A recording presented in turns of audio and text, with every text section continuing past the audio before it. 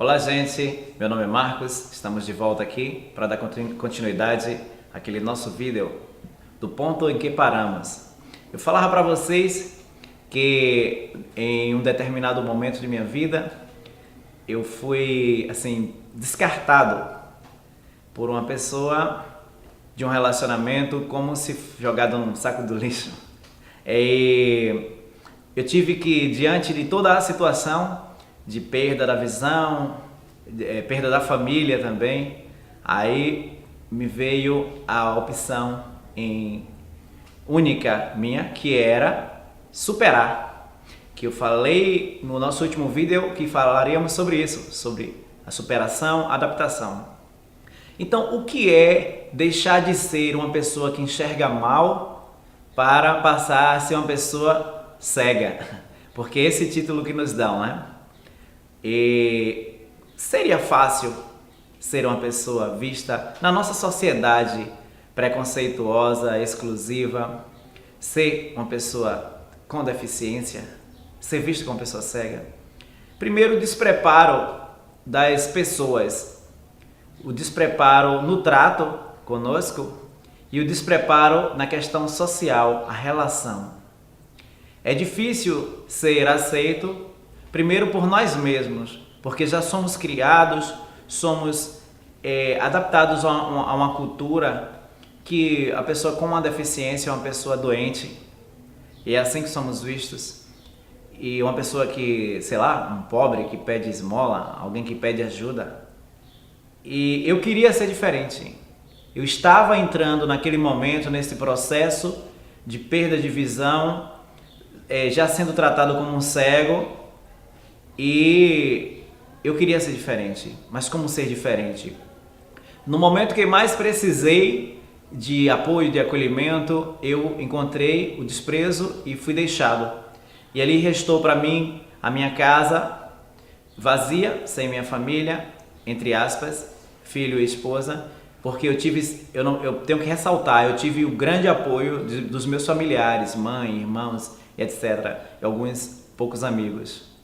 Mas era meu o deserto, era meu a dificuldade, eu tinha que estar ali, eu tinha que batalhar naquela situação só. Eu não poderia correr para debaixo das asas da mamãe, porque eu tinha que crescer. Era uma oportunidade que Deus estava me dando para vir o aprendizado, a maturidade. Aí eu encarei essa vida de bengala, me adaptando a ser chamado Marcos, cego. Complicado, porque a gente ouvia falar que cego é um cara lá, um mendigo qualquer. E eu tinha que provar diferente. Como fazer diferente? A gente chega num lugar, primeiro eu queria que você compreendesse um pouco como é que somos vistos e tratados, o que nós sentimos, porque ver a pessoa com deficiência de fora é fácil, mas estar aqui de dentro para fora, como somos tratados, como somos recebidos. Existem fatos até engraçados. Por exemplo, quando a gente chega em um lugar, e a gente tem que se adaptar a isso, a gente chega num lugar, as pessoas não nos querem em pé. Primeiro, o deficiente visual tem que ficar sentadinho. Eu tive uma experiência no trabalho em que os colegas sempre me deixavam sentado. E em um determinado momento, eu já estava cansado daquilo e a colega me pediu para sentar. Não, venha, sente aqui, sente aqui. Eu percebi que todos estavam de pé e eu já estava me intrigando com aquilo. Claro que nada de muito grave, mas eu precisava dizer, mesmo que ofendesse um pouquinho. Eu disse para ela, mas rapaz, eu não estou cansado e meu problema não é nas pernas, por que eu tenho que ficar sentado? Aí essa colega riu muito e me pediu perdão e ela me diz até hoje que aprendeu muito com isso. E é assim sempre, as pessoas, quando a gente chega num lugar, em um ambiente, as pessoas dizem, coloque ele aqui, como se fôssemos algum tipo de mercadoria, sei lá, alguma coisa, ou que tem que ficar sentadinho, senão vai cair, vai quebrar ou vai se bater em alguma coisa. Somos pessoas iguais a você, temos noção de espaço. É claro que uma pessoa sem visão é natural que se esbarre, mas é com cuidado. Nós temos a sensibilidade diferenciada. Então eu tenho tido que me adaptar a esta nova realidade. Eu cheguei uma vez no banco e com um rapaz me acompanhando e eu chegando ao caixa, tirei a identidade e um cheque que eu sacaria, entreguei à moça e ela logo olhou para o rapaz que estava comigo e perguntou assim: ele assina? Eu virei para ela e disse: assino e falo. Então assim, ela se assustou, que eu fui grosso. Porque se eu entreguei a cédula a ela e também o cheque, porque ela perguntou ao rapaz que estava comigo. Então as pessoas são realmente despreparadas, muito despreparadas. E a gente tem que passar por essas situações e esse despreparo de muita gente. O que fazer para superar uma perda, por exemplo, de visão, que é meu caso, ou uma perda em geral, que eu não só perdi visão. Para falar a verdade, eu perdi a esposa, o filho, desestruturou, né, a minha casa porque meu filho teve que ir. Hoje meu filho vive comigo, mas foi muito doloroso o período que ele ficou longe de mim. E amigos, a gente não tem um monte de amigos, aquela multidão de amigos que está conosco, na hora da adversidade, eles sobem lá, vão para a plateia e ficam olhando de lá. Poucos são os que cá vêm estar conosco lado a lado ali. São poucos. Então tem essa vantagem, a gente descobre que realmente está na nossa camisa, veste a nossa camisa. Mas é difícil, é doloroso, nós somos desprezados, as pessoas não acreditam. Uma coisa, por exemplo, é você designar uma tarefa para uma pessoa sem deficiência. E outra coisa é quando designa algum trabalho, alguma função para uma pessoa com deficiência. Comigo mesmo já aconteceu algumas vezes. As pessoas ficam de parte observando para ver se realmente vamos conseguir fazer aquilo que nos foi determinado. Mas depois que descobrem que fazemos realmente, aí vem os elogios, e às vezes era algo tão pequeno, tão mínimo, e as pessoas não acreditavam que faríamos. Vamos ter oportunidades, eu vou mostrar algumas coisas, algumas habilidades, mas eu ainda me arrisco brincar de bicicleta num campo, mesmo sem ver, brinco de moto, pego uma moto e ando um pouco no campo, e faço zerinho do cavalo de pau com a moto, dirijo um pouquinho também, porque a gente quer se sentir gente, porque eu preciso, dentro de mim, me superar, eu preciso superar também os traumas, eu preciso me sentir gente, porque as pessoas muitas das vezes nos faz sentir nada, as pessoas nos jogam lá no anonimato, as pessoas nos jogam lá na insignificância, porque pensam que somos doentes. Eu precisei me adaptar, eu ouvi de uma pessoa, um amigo, na verdade, eu compreendo o jeito dele, mas ele, para me consolar, ele me disse uma vez assim: Marcos, por que você não aproveita que está tocando aí na zona rural, aqui na zona rural, e não arranja por lá, rapaz, uma meninazinha pobre, que precise do feijão, do pão, do abrigo, da casa, porque certamente essa aí não vai lhe deixar, essa não vai te abandonar. A outra te abandonou porque eu não precisava, tinha outras perspectivas.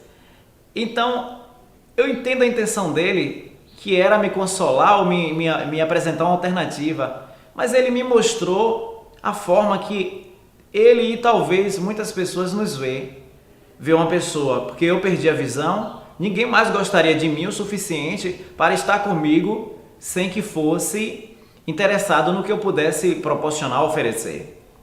Então imagine, para alguém estar comigo tinha que ser por necessidade. E ver como receber esse tipo de situação, como nós com deficiência recebemos essas palavras. Não é fácil. Então eu passei a entender e tenho vivenciado situações que tem me feito crescer.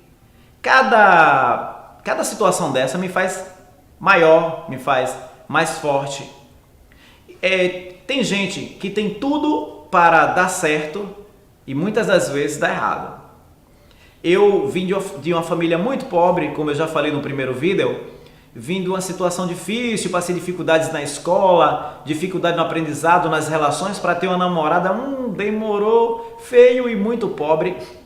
E tinha tudo para dar errado. Minha mãe precisava trabalhar para cuidar de tantos filhos, a gente sem pai e tudo, a gente solto na rua, do jeito que as coisas estão, né? O mundo traga as pessoas, seduz.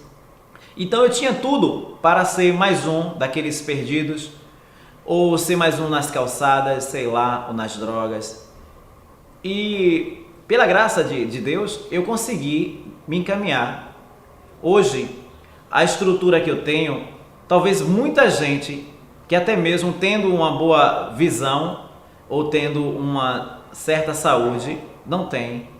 Então assim, a gente precisa compreender que as pedras nos caminhos da gente não são para nos derrubar. Se tivermos um bom trato e um bom cuidado, se formos cautelosos, nós vamos usar essas pedras para subir. Os obstáculos não são para nos fazer retornar. Eles estão ali para a gente subir, para a gente prosseguir, só que em um outro ângulo, em um outro aspecto, já não mais tão baixo. Os obstáculos estão ali para a gente subir. Então, quando vem o obstáculo, eu subo no obstáculo e me torno mais alto. E depois mais um obstáculo e vamos mais alto, certo? Muitas são as dificuldades. Uma delas seria assim, a forma que a nomenclatura, uma coisa pode haver comprovações científicas, mas eu acho muito pesado a pessoa que não é por livre e espontânea vontade que escolhe, tem que ser chamada de cega. É um termo pesado. Associam o termo cego a faca cega, a essa ferramenta cega. Isso aqui está cego. E a pessoa cega. Então, existe uma relação entre objetos que não prestam mais, que tem a sua parte utilitária defasada ou inutilizada. Existe uma associação com pessoas que perderam a visão, pessoas que têm sentimentos, pessoa que tem seus traumas, suas dores, seus sonhos interrompidos até mesmo, e terem que ser chamados por um termo que é associado também a coisas que são inúteis ou que se inutilizam.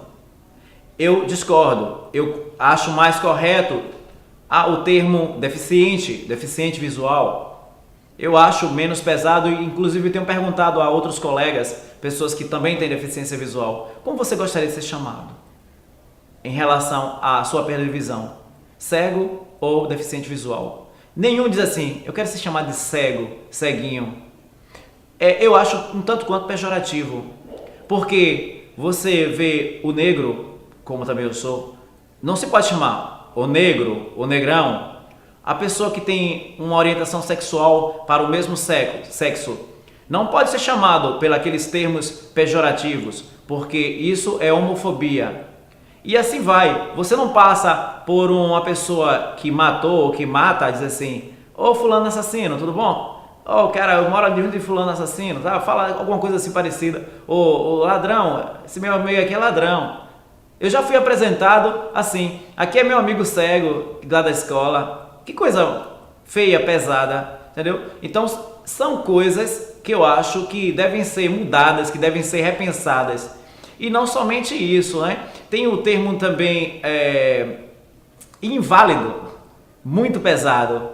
Então, assim, eu sou um tanto quanto crítico sobre essas coisas, mas ainda gostaria de dar continuidade a esse nosso bate-papo em outro momento. Espero que você deixe alguma pergunta, algum questionamento, para que a gente possa estar, na medida do possível, respondendo, tá certo? Para a gente ter esse bate-papo mais aberto, para que você esteja interagindo conosco, tá legal? Então, fica para a próxima. Um forte abraço e até o próximo videoblog.